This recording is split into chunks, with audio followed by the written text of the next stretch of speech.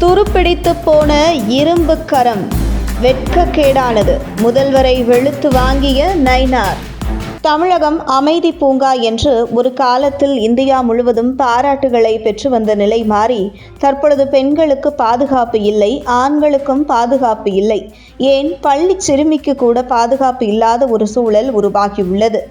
இந்த நிலையில் தமிழகத்தில் அடுத்தடுத்து நடக்கும் சம்பவம் ஒவ்வொரு நிமிடமும் இங்கே வாழும் மக்கள் ஒருவித அச்சத்தில் வாழும் சூழல் உருவாகிவிட்டதோ என்கிற பயம் ஏற்பட தொடங்கி இருக்கிறது. அப்படி ஒரு சம்பவம் தான் தற்பொழுது அரங்கேறி இருக்கிறது. சோளிங்கரை அடுத்த புலிவலம் ஊராட்சிக்கு உட்பட்ட பகுதியில் இந்த சம்பவம் நடந்திருக்கிறது. இங்குள்ள வாரச்சந்தைக்கு பின்பகுதியில் உள்ள வீட்டில் 10ஆம் வகுப்பு படிக்கும் 15 வயது சிறுமி மற்றும் 16 வயது சிறுமி மற்றும் ஒரு சிறுமி இருந்துள்ளார்கள். சிறுமிகள் 3 பேரும் தங்களது பாட்டியின் வீட்டில் விளையாடி கொண்டிருந்தனர். அப்போது அவரது பாட்டி மாடியில் உள்ள தண்ணீர் தொட்டி நிரம்பிவிட்டதா என்று பார்ப்பதற்கு சென்றுள்ளார். இந்த நேரத்தில் மர்ம நபர் வீட்டிற்குள் புகுந்து கதவை தாழ்பால் போட்டுள்ளார். பின்னர் யாரும் எதிர்பாராத வகையில் கத்தியால் சரமாரியாக ஜனனி மற்றும் லக்ஷயாவை குத்தியுள்ளார். சிறுமிகளின் அலறல் சத்தம் கேட்டு ஓடி வந்து பார்த்த பாட்டி அதிர்ச்சி அடைந்து ரோட்டிற்கு சென்று கதறி அழுதபடி அருகில் வசிக்கும் பொதுமக்களை அழைத்துள்ளார்.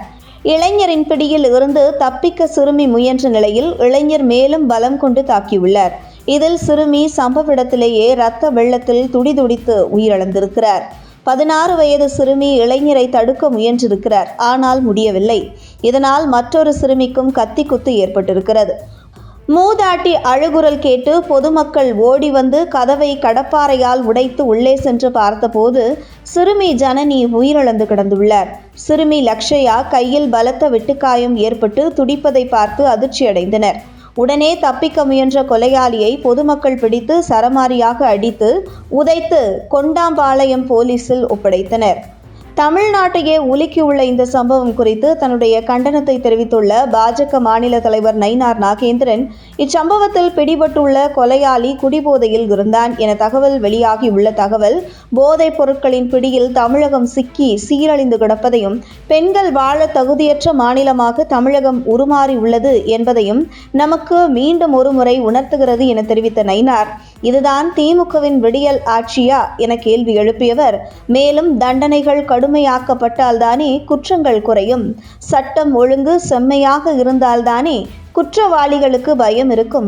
இதுபோன்ற சம்பவங்களை காணும் ஒவ்வொரு குடும்பமும் நாளை நம் குடும்ப பெண்களுக்கும் இதே நிலைமைதானோ என்ற பயத்தில்தான் தமிழகத்தில் வாழ்கிறார்கள் என்பது வெட்கக்கேடானது. தமிழக முதல்வர் மு.க.ஸ்டாலின் அவர்கள் தனது துருப்பிடித்து போன இரும்பு கரத்தை பழுது பார்க்க வேண்டிய நேரம் இது என நயினார் நாகேந்திரன் முதல்வர் மு.க.ஸ்டாலினை வெளுத்து வாங்கியுள்ளார். உங்கள் தின சேவல்